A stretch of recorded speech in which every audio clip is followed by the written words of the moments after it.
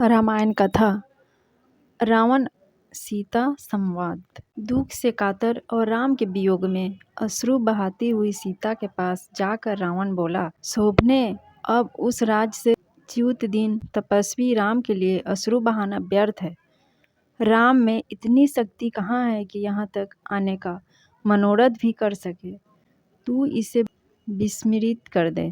साल लोचने, तू मुझे पति के रूप में अंगीकार कर ले। समुद्र से घिरे 100 योजना विस्तार वाले अपने इस राज को मैं तुझे अर्पित कर दूंगा। मैं जो तीनों लोगों का स्वामी हूँ, तेरे चरणों का दास बनकर रहूँगा। मेरी समस्त सुंदर रानियाँ तेरी दासी बनकर रहेगी। समस्त देव, दानव, नर, किन्नर जो मेरे दास हैं, तेरे दास बनकर रहेंगे। तेरे पहले के कर्म तुझे वनवास का कष्ट देकर समाप्त हो चुके हैं और अब तेरा पुण्य क्रम ही शेष रह गया है।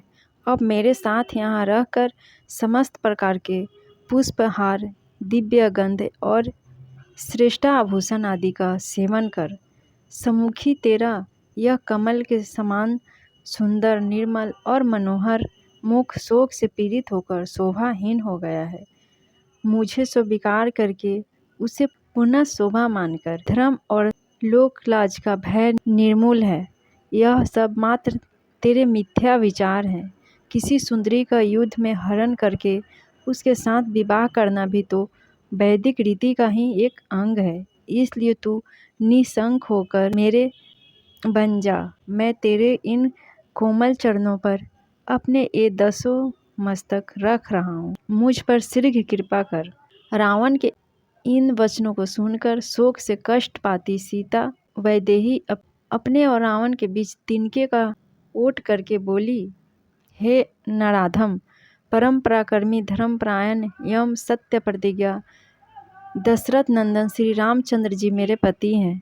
मैं उनके अतिरिक्त किसी अन्य की ओर दृष्टि तक नहीं भी कर सकती। यदि तूने मुझे बलपूर्वक मेरा अपहरण किया होता तो अपने भाई खर की तरह जन स्थान के युद्ध स्थल पर ही मारा गया होता, किंतु तू कायरों की तरह मुझे चुरा लाया है। तेरे इस अनर्गल प्रताप से ऐसा प्रतीत होता है कि अब लंका सहित तेरे विनाश का समय आ गया है। तू इस भ्रम में मत रह कि यदि देवता और राक्षस तेरा कुछ नहीं बिगाड़ सके तो राम भी तुझे नहीं मारेंगे। उनके हाथों से ही तेरी मृत्यु निश्चित है। अब तेरा जीवन काल समाप्त प्राय हो चुका है। तेरे तेज, बल और बुद्धि तो पहले ही नष्ट हो चुके हैं और जिसकी बुद्धि नष्ट हो चुकी होती है उसका विनाश काल दूर नहीं होता।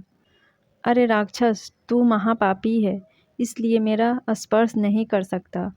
तूने कभी सोचा भी है कि कमलों में विहार करने वाली हंसनिया क्या कभी कुक्कुट के साथ रह सकती है? तू मेरे इस संज्ञा शून्य जड़ शरीर को बांध कर रख ले या काट डाल, पर मैं कलंक देने वाला कोई भी निंदनीय कार्य नहीं कर सकती। सीता के कठोर एवं अपमानजनक वाक्य सुनकर रावण कुपित होकर बोला, हे मनोहर हास्य वाली भागिनी, मैं तुझे 12 माह का समय देता हूँ। यदि 1 वर्ष के अंदर तू स्वेच्छापूर्वक मेरे पास नहीं आई तो मैं तेरे टुकड़े टुकड़े कर दूंगा। फिर वह राक्षसनियों से बोला, तुम इसे यहाँ से अशोक वाटिका में ले जाकर रखो और जितना भय और कष्ट दे सकती हो दो। लंकापति रावण की आज्ञा पाकर राक्षसनियाँ सीता को अशोक वाटिका में ले गई।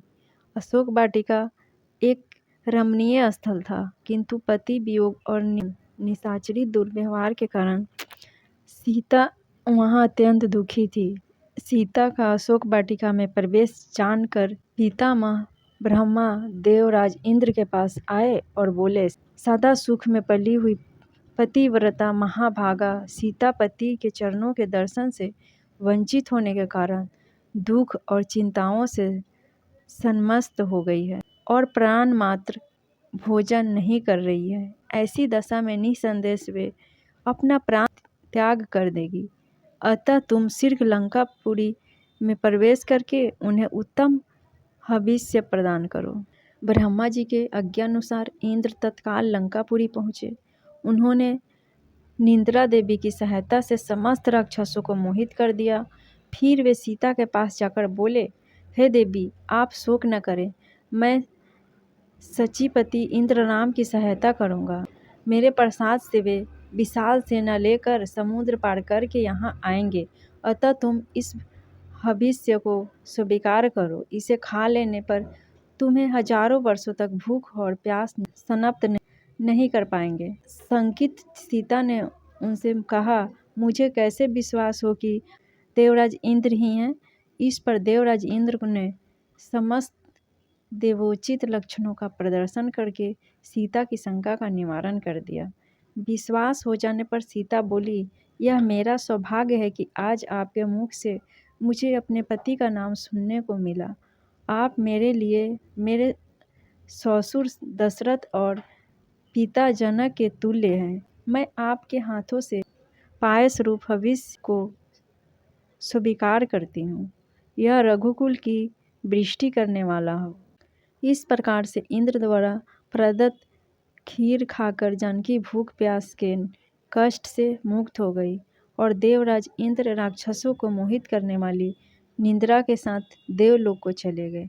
आगे की कहानी मैं दूसरे वीडियो में बताऊंगी फ्रेंड्स। मेरे वीडियो को लाइक शेयर एंड सब्सक्राइब जरूर कीजिए।